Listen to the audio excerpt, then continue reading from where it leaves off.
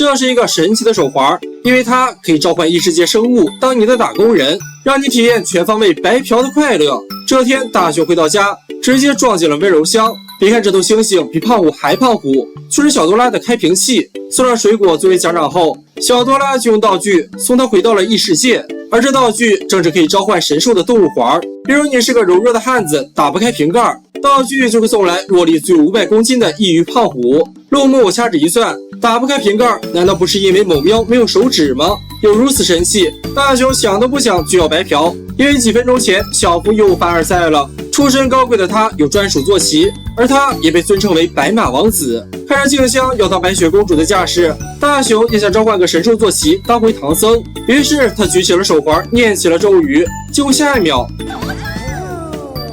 好家伙，这难道不是按照大雄的智商召唤而来的吗？别说王子了，估计当个唐僧都略显牵强啊。大雄二话不说就要7天无理由退货，可惜他忘记买退货险了，只能当个鸵鸟逛街的开山鼻祖。小多拉提醒白嫖后一定要给报酬后，鸵鸟一个起身就让大雄身高暴增2米多。接着鸵鸟一路火花带闪电，带着大雄定位到了未来媳妇儿家。本以为两人可以花天酒地放飞自我，可惜静香的小臂又离家出走了。见到媳妇儿的喜悦，让大雄差点忘了干饭鸵鸟。送上上等口粮，完成退货后，大雄有了个好主意，他从静香那里拿来新的口粮，想召唤一头帅气拉风的寻鸟使者。可万万没想到，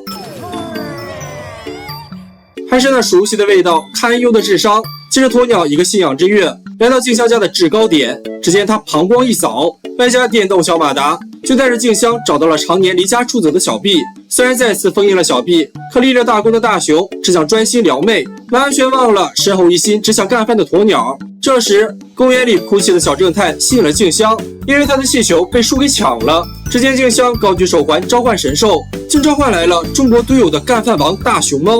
别看人家蠢萌的，干起活来那也是轻松拿捏。送给熊猫竹子口粮后，静香将它送回了异世界。一头2米高的猛兽逛起了街，而且还专挑进口飓风下嘴，差点害得熊爸扮演的水果摊主原地破产。然而鸵鸟刚潇洒地走出2步，又盯上了勤勤恳恳送货的胖虎。虎哥在前面骑，鸵鸟在后面追。为了守护价值不菲的桃子，虎哥也是展现出了堪称天花板的车技。小多拉出门遛弯，看到这一幕，整个喵都惊呆了。然而鸵鸟追到一处豪华别墅前，又有了新目标。还没死透的胖虎遇到大雄，疯狂吐槽鸵鸟当街打劫的怪事。小多拉还偏在这时出现，把大雄爆了个一剑不剩。于是胖虎友善地抚摸着秃头大脸怪，用最美丽的笑容送上了最温柔的拳头。另一边的小夫正在吃着法国进口的高端水果，好吃的小夫全身颤抖，可没吃到的夫妈却抖得差点癫痫。在大雄两人赶到时，鸵鸟已经开始对草坪下手了，说时迟那时快，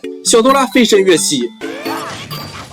看着正面刚打不过，小多拉决定玩点阴的，计划用美食将鸵鸟引入死胡同，然后由大雄补刀送走。可小多拉手提美食，刚锁定目标，胖虎就成了这场算计里的变数。他本以为白嫖来的太轻松，一回头，双脚立马开足200马力，听说自己成了诱饵，还有个滴水不漏的完美计划。胖虎一个左转漂移，将鸵鸟带进了大雄陷阱，可惜车速太快，胖虎当场跪了。没想到鸵鸟也会飞檐走壁，趁着他专心当干饭人的劲儿，大雄出手送走了对方，可解决了一尊大佛，背后竟冒出一名大汉。大雄嗷的一嗓子直接开溜，顺手还不忘召唤神兽。如果不出意外的话，又是鸵鸟，而且还足足有上百头。舍得，有舍才有得，得失，有得就有失。对于当代枯燥的社会，白嫖或许是种快乐，可这种快乐真的会长久吗？年轻人不应该生活如大雄，而应该以勇敢的姿态踏踏实实寻找生的意义。不要走开，下集更精彩。都说胖虎是宠妹狂魔，可以为了妹妹棒走伙伴，抢夺口粮。可如果这个妹妹变成了弟弟，又会跟胖虎擦出怎样的火花呢？眼看胖虎1吨重的铁拳就要落下，关键时刻老妈100米冲刺赶来，儿子犯下的错终究还得老妈来收拾烂摊子。大雄觉得自己的人生就2字，太失败了。为了安抚大雄的颗玻璃心，蓝胖子拿出了兄弟贴纸。可大雄担心兄弟之间打架，胖虎会下死手，但蓝胖子可不管，一把给大雄贴上，然后就去找胖虎了。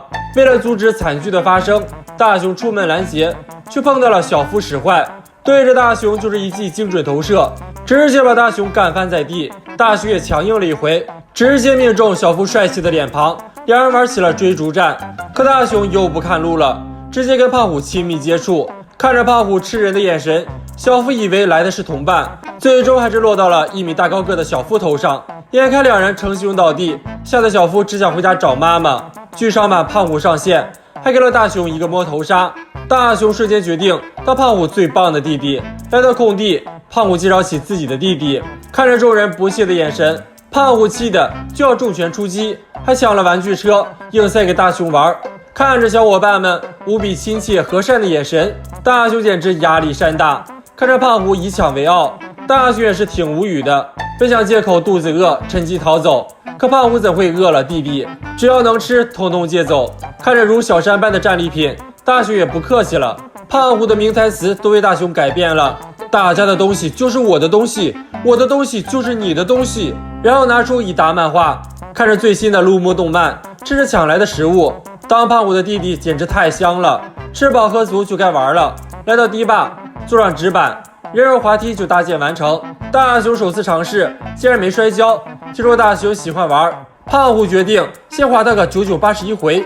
可大熊的身体又不是铁打的，很快就累了。看着弟弟单薄的小身板，胖虎决定帮大熊锻炼。眼看大熊没跑几步就要驾鹤西去，胖虎决定回家。大熊本以为重获自由了，可作为胖虎的弟弟，那必须要生活在同一片屋檐下，强硬被拽回家。可无论大熊怎么解释，胖虎只当大熊是饿得神志不清，说着就要起身去做生化武器胖虎炖锅。出门前还不忘打开音箱，让大熊陶冶情操。大熊直接被胖虎的歌声震出内伤，胖虎还以为大熊这是感动到落泪，直接开到了最大声。担心大熊的蓝胖子找了过来，拿出穿透环，可刚进房间同样遭遇了魔法攻击，顶着音波关掉了音箱。这时要人命的胖虎炖锅也端上来了，只是一口就让大熊怀疑人生。蓝胖子趁机将两人的贴纸对调，这下大熊成了哥哥，胖虎成了百依百顺的乖弟弟。这下大熊终于可以安心的回家了。可胖虎这个弟弟不省心，一脚踢碎了神城先生家的玻璃，弟弟闯的祸还得大熊这个哥哥来扛。胖虎又盯上了别人家的红薯，谁知人家也有哥哥，胖虎再次坑哥哥，大熊这次只能玩命逃了。腹黑蓝胖子上线，胖虎变成了娇声娇气、柔柔弱弱的金刚芭比，原来是给胖虎贴了妹妹贴纸的缘故。那么大家觉得胖虎成为兄弟姐妹中的哪个最合适呢？不要走开，下集更精彩。小伙伴们听说过金刚怪兽吗？有听说过狸猫哥斯拉吗？如果没有听过，今天陆木就带你们见识见识。误入小人国的格列佛最初被五花大绑，之后却成了拯救小镇的英雄。童话里的故事总算让大熊跟静香找到了共同话题，可小夫却嘲讽大熊沉迷童话无心学习，这还真说到了大熊的伤心处。0分考卷多一张不多，但童话是一定要读的。可大熊也学起了胖虎，只借不还，还得人家小娃娃上门来要。蓝胖子忍不住吐槽，大熊简直就是个巨婴。可就算巨婴，也有一个变成巨人成为英雄的童话梦，这就得看蓝胖子能否成全自己了。可蓝胖子愣是不承认有小人国，但大熊却认为在未知的浩瀚宇宙中绝对有小人国的存在。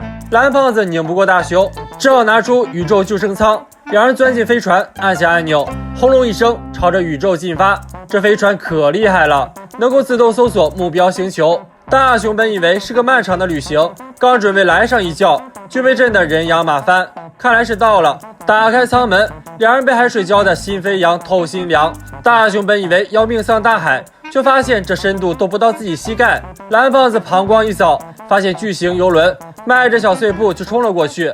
可到近处一看，真的有小人国耶！两人一路狂奔来到岸边，以为小人国民也在欢迎他。为了听清楚，蓝胖子拿出微型助听器，戴上之后一听，相当刺耳。什么金刚怪兽，什么狸猫哥斯拉，蓝胖子本打算靠一波狸猫魅惑术打入内部，不仅吓跑了围观群众，还招来了坦克大炮。看着蓝胖子13码的巨脚就要落下，军队对着狸猫哥斯拉就是一通突突突。大熊上一秒还在嘲笑蓝胖子，下一秒就被枪口对准，两人只能嗷的一嗓子就开跑。大熊一张大脸就往居民楼里看，被当成偷窥狂，才遭脸盆砸脸。本以为直升飞机是来给他做专访的，结果却是警告他俩导致了交通堵塞。大雄还差点把汽车变成汽车渣，一屁股坐在地上，就像来了波地震。为了不给小人国造成困扰，两人来到空地造了个折叠房。两人决定边休息边等待拯救世界的任务。可大雄是个瞌睡虫的光荣事迹却被全程直播了出去，真是丢人丢到外星球了。这时门铃响了，本以为是任务来了，没想到却是驱逐令。